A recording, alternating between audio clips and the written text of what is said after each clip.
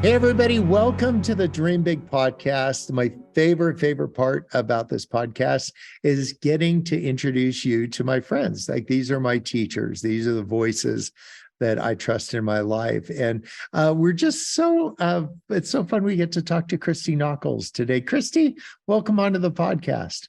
Thank you so much, Bob. I'm so happy to be here. We have covered some tracks together. Nathan and Sweet Maria came on a boat trip with us. She mostly just hid in the cabin because there's people on a boat, it turns out. But there was do you remember crossing between one place and another place?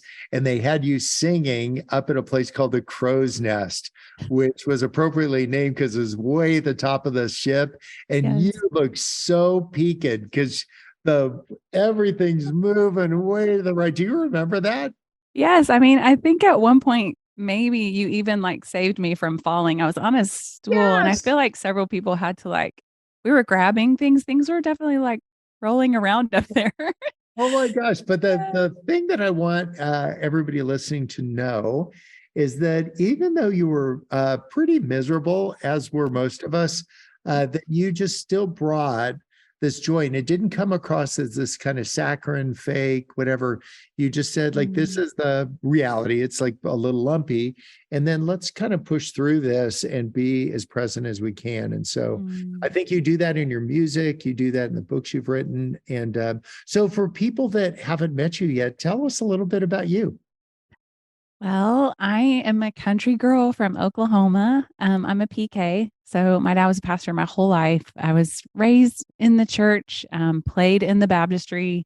We did that thing where we would crawl under all the pews from the front to the back of the church. And yeah, so I'm the youngest of three. I'm the only girl on both sides of the family, actually, like mostly for I think I had a girl cousin come in at 20 at the 20-year mark, but I was pretty much only girl.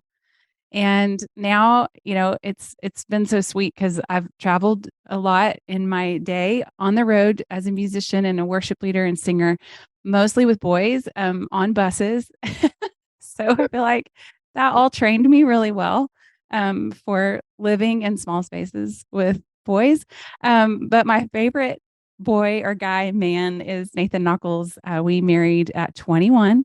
So we have essentially grown up together and we have three children who you've met. Noah is 22 now, Ellie is 20, and Annie is 15. And they are just like our favorite adventure for sure. And just, we live in Franklin, Tennessee, and we're still, just being as true to just who God made us to be, as far as like still making music and still traveling, and just feel so grateful to get to still be doing this after all this time. Yeah, you've made a couple shifts in life, and a lot of people that listen to the podcast, for many of them, faith guides their steps. For some, and not as much, but they we're all looking for the same thing. How do we move from places in our life to the next place? So, people that knew me 20 years ago, they would have met a trial lawyer. Can you even imagine Bob the trial lawyer? No. I was still kind of fun, but I was like fun with a little bit of a edge of serious, because the stakes are kind of high for the things we were doing. Um, but I felt like having a bunch of courageous friends, you'd be one of them that I see that make transitions. Then transitions become really normal. Like, that's what you do. So Yeah. even if you met me 5 years ago, you'd be Bob, the guy that's on an airplane headed to somewhere, the next place. But Mm. now I'm talking to you from the Oaks, which is just up the way from where we live in San Diego. And we just kind of bring the party to us. And so people will come to work on their marriages or do something. I don't even know who's arriving today, but somebody. And so that whole idea of that we can make a transition, we don't need to be restricted by our capabilities. So tell me about you. You've made a couple shifts. One was out to Franklin from, weren't you in the Atlanta area? I think that's where we met first. Yeah. Well, I mean, transitions can be really scary. I remember even just leading up to, because we had been with Passion Conferences for 20 years. I mean, it was such a huge part of even just our spiritual upbringing. And it was, a huge thing to think about.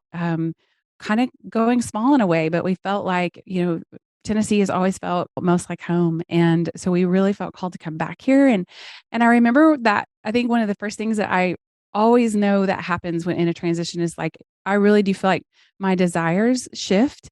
There's like, and that just only we can know that, it's like only you can know inside, like, okay, there's like, I don't know why I'm feeling this, but there's like my desires have shifted. And that's always something that I pay attention to when I feel that come on, and it stays consistent for like several weeks and months. And it's something that I kind of start praying about. And I'm like, okay, Lord, why is this desire there? Like, what do I need to be doing, to follow that? And so I remember that happened.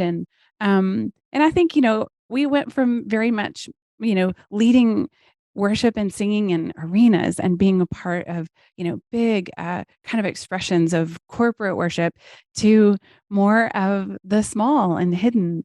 And I think at first it was even hard for our kids, because I feel like in Atlanta and kind of we were part of like the bigger thing that was known. And I think they kind of felt more known in that. And I remember when we were just like the family on the church pew in Franklin when we first moved back here, and like no one knew us. And but it was really good for our family, I think, to, not be on the platform and kind of just be worshiping out in in the audience, and kind of being a family that not necessarily was like known for, something in that place, but just like we were people, a family together, showing up and really leaning on each other and God in that season. I think that's a huge part of transitions, is like you've got to have your people around you, those people whose voices you trust, as you've been saying, and those people that have been courageous that you can kind of look to, who have also like made those transitions. So that's also been huge. Like I had to have like those voices.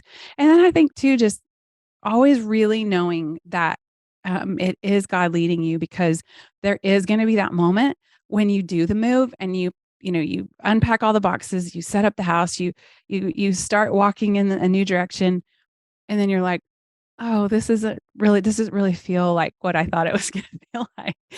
And I think like I always talk about like getting past how it doesn't feel. And that's just like a huge hurdle. And even just like finding God in that place, like this doesn't feel how I thought maybe it was going to feel. And it's just different, but how God can also so many times show up in that in ways that we just don't expect. And then he uses those very things in order to like really comfort and connect us to him in those times. So yeah. Yeah, think of that as kind of making peace with ambiguity in your life. Yes. That I truthfully don't want to have it all planned out. I wouldn't want, if somebody gave me, here's the script for your whole life, I wouldn't read past high noon today. I'm curious what I'm going to have for lunch, but beyond that, I really am so okay with the ambiguity. Yeah. For some people, ambiguity is not their friend. And so it's really good to see what is that connected to, because sometimes ambiguous relationships meant unsafe relationships. Yeah. So ambiguous, even work things meant like that you were going to be led away from actually who you were. So if you feel unsettled and you're listening to this and you're in a time of transition, I just want you to say, lean into the best version of ambiguity. If faith guides your steps, know that, well, I don't know what's going to happen. I just trust that God knows this. And I'm going to just try to read the room. But I'm not going to try to build consensus with everybody about what I ought to do next, because you can have some people that are really well intentioned, but they're just not good at you. They're good at them, but they're overlay, but they're not like good at you, and not build consensus by what everybody has been exposed to. Otherwise, I'd still be Bob the trial lawyer. Yeah. We've talked about this a couple of times on the podcast before, that if you take away everything that you're known for, whatever's left is who you are. So if you take away Bob the balloon guy, or like Bob the guy who writes books, or Bob the whatever it is, like whatever's left is who I am. Take away some of your music, which would kill me because I love you. You should charge me rent because I've just always got your music in mind like that. So take away your music. What's left?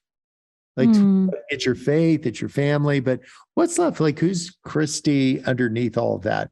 And I know that where I'm headed with this is you've written some new music and it's an expression usually about a little bit about where you are. And it's kind of answers the what's left. So tell us about that. Get us current on the most current version of you. Yeah, well, I guess if you strip everything away, I think about a moment I had on the porch, like right before this record came out. In fact, it was like 2 nights before I wrote kind of the diving board song for this album, and the song is called Home.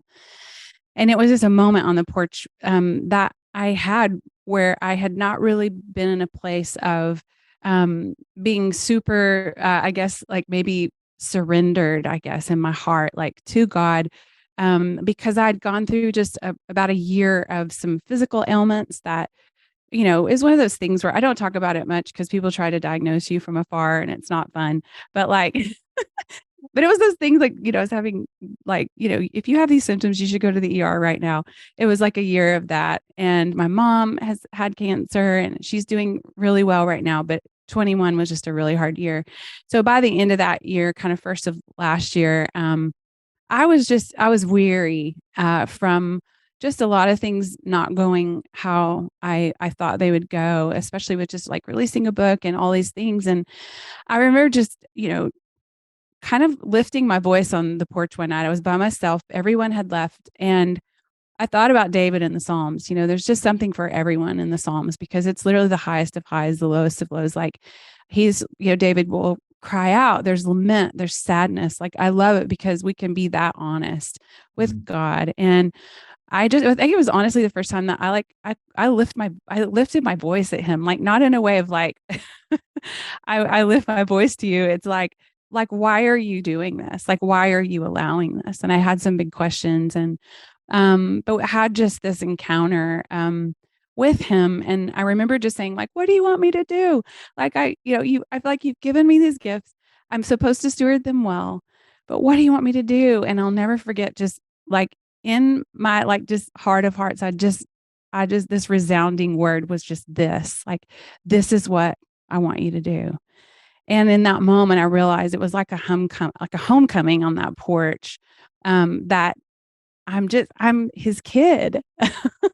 I'm God's kid. I'm his daughter. And it was just this sweet reminder of like, of all the things I've called you to do, like this is the thing that I love most about you. It's just that you're my kid and I want you to come and talk to me on the porch at night. And I want you to lift your voice to me. It's okay. I can handle your questions. I can handle your anger right now and the fact that you kind of want to quit everything. But what's so beautiful. So that kind of was like, I really do feel like, even when you first said it, it's like, who are you if you strip everything away? It's just like the word daughter just comes to me. It's like being his kid, being God's kid. Um, and then, yeah, 2 nights later, I woke up this has never happened to me in 25 years of songwriting. Woke up in the middle of the night and I heard the downbeat of this song Home. I could hear myself singing it. I heard the instrumentation, everything in my head.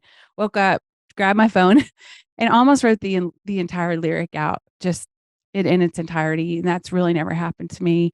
And it just was so sweet because it was like that homecoming really, I thought about the word content and content and Yeah. how it's spelled the same. You just emphasize it differently when you're talking about the two different things, and how this content of this record really came from that moment of just being content with God on the porch again and being content with things that I didn't understand, and choosing to trust him in that moment as his kid. And so that was kind of that was kind of the answer to two questions, but like that was the beginnings of This Is the Hour, this album. And I felt like it was just a necessary thing for me. It kind of rescued me in a lot of ways because I was kind of ready to lay everything down at the end of last year. So, or yeah, 21. But yeah. Yeah, it's good to just downshift it a little bit. I've mentioned this to a couple friends. We have a side by side, and it's got two keys. The black key is go fast, and you can just go right off a cliff with that black key. And then the red key is the one that just stops at like 20 miles an hour. And so my whole life, I've been going for the black key. And so what I'm trying to do is intentionally kind of detune the engine, slow down, get back to just sitting around fire pits talking to people rather than larger gatherings. Like there's no mosh pits where I gather, but like fire pit, not mosh pit for you. So to just say what I want to have is just get down to the things that I'm positive about. And there's really very few things I'm certain about. The Jesus part. A lot of the how do you like do that part is up for grabs for me, but I'm positive about the Jesus part. And then about my family, I'm positive about that, positive about a couple friends. But then really beyond that, it gets a little bit murky. And I'm just kind of like, okay with that ambiguity. And if you're like, so let's say you're listening and you're in a job and you're just not sure anymore, maybe you're feeling, a change is there. You're hearing the leaves rustle because it's time to have a transition from what you're doing. And half of my friends are afraid they're going to lose their job, and the other half are afraid they're going to keep it. Yeah. You're 2 words away from a new career. I quit. Yes. And that I grew up in a family that said Goffs weren't quitters. That was always like some slogan that I'm well intentioned by my parents. Goffs aren't quitters. And I had to carve a new groove in my brain and say, Goffs are quitters. We quit stuff all the time, stuff that isn't helpful, things that we're doing it because it's attached to guilt or shame or whatever. I just go like, oh, we're quitters. I want to quit stuff constantly. You've encouraged me to quit things before. Yes, and just quit the right stuff. So I hope if you're listening to this, you'll have like this maybe renewed permission. If you're like watching on YouTube, I'm doing like Jedi move here. Like you have permission to transition from the one thing that you've been doing, the thing that everybody knows you for, your capabilities, to this sense of calling. And I'm a guy that gets a lot of calls. But as do most people. But I know when my phone rings, that's a call. It's a little bit more subtle when God is moving. Tell us the things, just a couple in your experience, Christy, of some of the hallmarks where there's a shift in season where you just sense a calling, like, because you're not going to get ring, ring, ring. What you're going to get is help us as we're learning, like some of the telltale that there's something changing. Like this is the hour, just so appropriately named. Yeah. I mean, I think kind of in addition to, that desire shift I was talking about earlier, like I remember, when I look back on all the major shifts, like that was there, but also I felt like, kind of some key people in my life who like, it's the people like who really know you, right? Like they know you beyond like the thing you're known for. And they all unbeknownst to each other started speaking the same thing. And I think that's something to definitely you perk up at that, because I'll never forget that happened when a friend of mine you know she started encouraging me about really starting a podcast. And I had a kind of a desire in there to do that. I'd never told anyone that. But she started encouraging me around using my voice in a different way, not just for singing. Like, what if, God wanted to use your voice beyond just singing? And so she started encouraging me like that. And then I started to hear it from someone else, and then someone else would say that.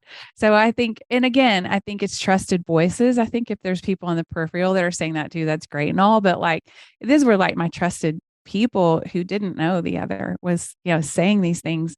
And so it made me kind of go like, okay, like these people really know me. And I feel like they're all kind of like saying the same thing. And it was something that I learned to really pay attention to, and kind of, that's happened. I can think about, back through the years on several different transitions.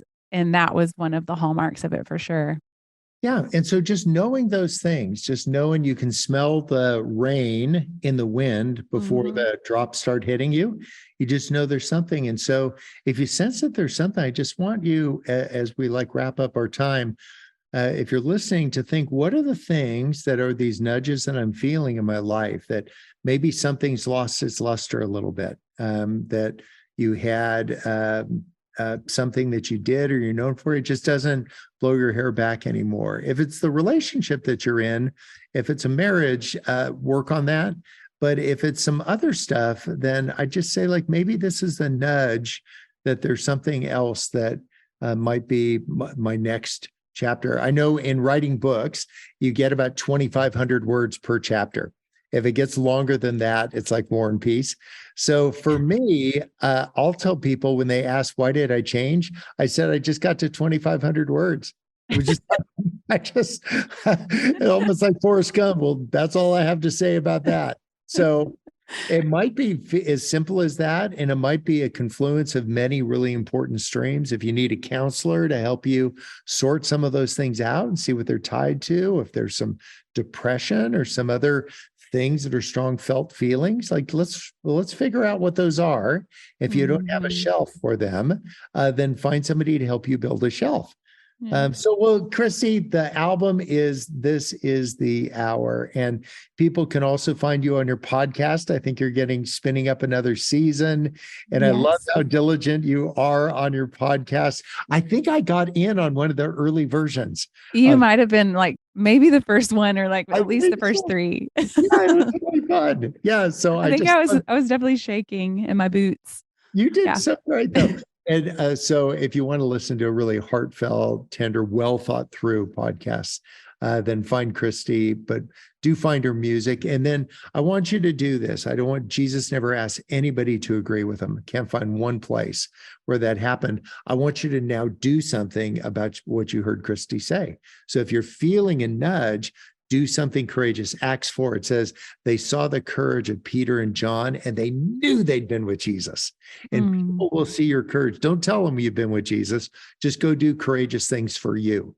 And a courageous thing might be to release another album. It might be to release yourself from a job that's not you anymore. But do that, and you will be honoring God. So you guys, you've been listening to the Dream Big podcast. Thank you, Christy. Blessings on you and your amazing family. Hugs to each one of the kids, and Nathan especially. And you guys, go do this thing. Pick your courageous thing. Ready, go.